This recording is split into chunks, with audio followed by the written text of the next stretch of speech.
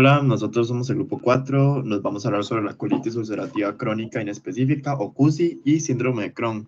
El grupo está compuesto por Ignacio Calderón, Eric Díaz, Daniel Mora y mi persona, Daniel Quesada. Respecto a los contenidos del trabajo, bueno, sí tenemos una introducción, después vamos con una ley de epidemiología, después hablaremos en sí sobre la enfermedad de Crohn, la colitis ulcerativa, por su parte cada uno, hablando sobre la fisiopatología, diagnóstico y pronóstico, manifestaciones clínicas, conclusiones y referencias. Bueno, en lo que respecta a la introducción, en sí la colitis ulcerativa y la enfermedad de Crohn, nos vamos a meter dentro de un mismo grupo que se va a llamar enfermedad inflamatoria intestinal. Esta enfermedad en sí ha tenido un mayor auge en la actualidad, la cual ya voy a estar explicando un poquito más a profundidad en epidemiología. En sí, ambas enfermedades tienen una diferencia donde la afinidad por los segmentos del tracto gastrointestinal varía entre ambas. El diagnóstico en sí de esta enfermedad radica principalmente en el ámbito clínico, sin embargo, se puede respaldar de otros estudios como son los estudios de imágenes o estudios histopatológicos por medio de toma de biopsias. Y entre las manifestaciones clínicas más generales que se logran ver en estos pacientes es diarrea y dolor abdominal difuso. Sin embargo, hay otros más específicos de los cuales estaremos hablando a continuación. En lo que, bueno, respecto a la epidemiología, en sí la población más afectada son la población de países más industrializados. Esto, sin embargo, es como un estudio que tiene un sesgo de la población de otros países, debido a que, por lo general, esos países son de países de alto desarrollo, por ende tienen mayor presupuesto de estudios de esta índole, cosa que países como en la región de Latinoamérica o África no tenemos. Sin embargo, sí mencionan como que con la globalización se ha ido agravando el hecho en que ya mayor cantidad de gente de otras zonas lo empiezan a tener la enfermedad. Respecto a cómo es que se da esta enfermedad, puede ser una mezcla de factores genéticos, inmunológicos, infecciosos o ambientales. La causa en sí no está bien definida, entonces puede ser cualquiera de estos. Respecto a las edades, bueno, CUSI suele afectar entre los 30 y los 40 años, mientras que Crohn se da entre los 20 y los 30 años. La prevalencia es similar entre ambos sexos, no existe una afinidad por ya sea hombre o mujer. Y existen factores que pueden exacerbar el hecho de que una persona tenga CUSI o Crohn, que como puede ser el tabaquismo. Sin embargo, no se explica el mecanismo en cómo afecta esto, nada más es a que pacientes que fuman pueden tener una mayor afectación por CUSI o por Crohn. Ahora les doy la palabra a mi compañero Ignacio con enfermedad de Crohn. Bueno, con la enfermedad de Crohn, de primera entrada, la causa está principalmente asociada a una mala regulación de la respuesta inflamatoria por las células de H17. Esto me va a generar una respuesta humoral descontrolada. Seguidamente, en la localización, la enfermedad de Crohn, lo interesante es que puede localizarse a lo largo de todo el tracto gastrointestinal.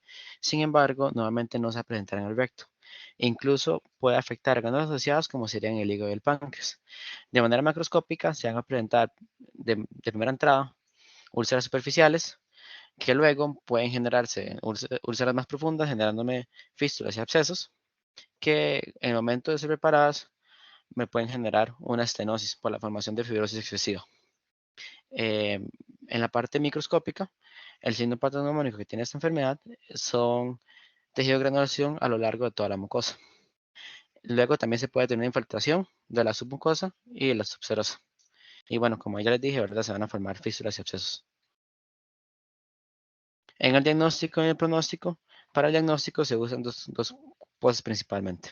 Se usan exámenes de laboratorio, que entonces veríamos alteradas por la proteína C reactiva, una leucocitosis y anemias por el hecho de la inflamación y los sangrados, mientras que lo que se usa también de manera como muy importante son los estudios de imagen. Se usan endoscopías para la parte del tracto gastrointestinal superior, colonoscopías en la parte inferior y en la parte del tracto medio, el cual es muy difícil llegar a este ahí. Normalmente se usan resonancias magnéticas o un TAC con o sin contraste. También el método más efectivo es la cápsula endoscópica, que el paciente se la traga y va a ir tomando fotos a lo largo de todo el tracto gastrointestinal. El pronóstico con estas personas es que, bueno, es una enfermedad crónica, entonces de momentos van a estar bien y otros momentos van a estar mal. Nuevamente van a requerir múltiples cirugías, tal vez no con una frecuencia bastante elevada, sino más bien como después de los 15 años, el 75% de la gente requiere cirugías. Luego, En los primeros años es cuando esta enfermedad es más mortal, ya que se pueden presentar neoplasias, sangrados extremos que pueden llevarme a un shock. Luego, esas personas que están afectadas por esta patología presentan una mortalidad un poco mayor a lo que sería la población normal. Ahora los dejo con mi compañero Daniel, que le va a hablar sobre el CUSI. Bueno, con respecto a la colitis ulcerativa crónica inespecífica, a pesar de que se desconoce su etiología, hay varias teorías que apuntan en su origen a factores genéticos o disregulación de la microbiota intestinal, que básicamente lo que me genera es una reacción inflamatoria bastante excesiva sobre el tejido mucoso.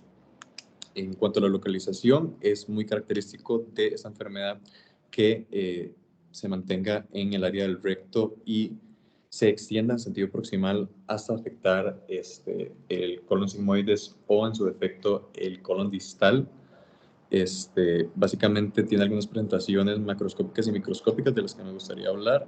En cuanto a la parte macroscópica, se describen lesiones en las criptas por la reacción inflamatoria que básicamente me va a llevar a la formación de hemorragias puntiformes que a la larga desarrollan abscesos crípticos que se necrosan y se ulceran. Aparte de esto, la pared del intestino se puede engrosar y la mucosa se puede atrofiar, aparte de que el colon se observa cortado y con estenosis. En la parte microscópica, también muy característico de esta enfermedad, es la formación de proyecciones similares a lenguas llamadas pseudopólipos en la mucosa. Asimismo, hay un cambio en la distribución de las criptas que se hacen más irregulares y atrofiadas, aparte de que puede haber alguna parte de congestión vascular con edema y hemorragia.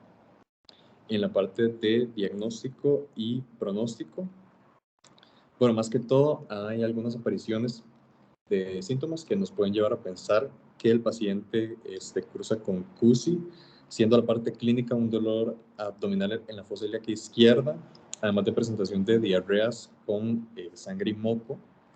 Algunos resultados de laboratorios que pueden guiar al diagnóstico hacia CUSI puede ser una PCR elevada, sangre oculta en heces o neutrofilia durante alguna crisis. Sin embargo, no se puede dar un diagnóstico definitivo hasta que se obtenga una biopsia por sigmoidoscopía. La mortalidad asociada a la enfermedad ha ido a la baja. Las personas realmente con síntomas leves a moderados pueden controlar bastante bien la enfermedad solo con cambios en la dieta, llámese una disminución en el consumo de lácteos, grasas y un aumento en su consumo de fibra, además del uso de corticosteroides para controlar la inflamación. Sin embargo, los pacientes deberán llevar un control frecuente de colonoscopías por cáncer de colon, que es una enfermedad bastante asociada comúnmente a CUSI por daños al material genético de las células por inflamación crónica. A continuación le paso la palabra a mi compañero Eric. Bueno, ahora yo le hablaré un poquito de las manifestaciones clínicas. Bueno, en primer lugar, la más característica es una diarrea crónica. El paciente va a cursar con cuadros diarreicos muy intensos y dolorosos, incluso sanguinolentos. Cabe recalcar que al ser a nivel principalmente de colon sigmoides, lo que va a tener es hematoquesis, no va a tener melena, porque esos de sangrados gastrointestinales altos. Cada vez que se reserva la enfermedad y luego procede a entrar en latencia, que es la característica crónica de esta enfermedad.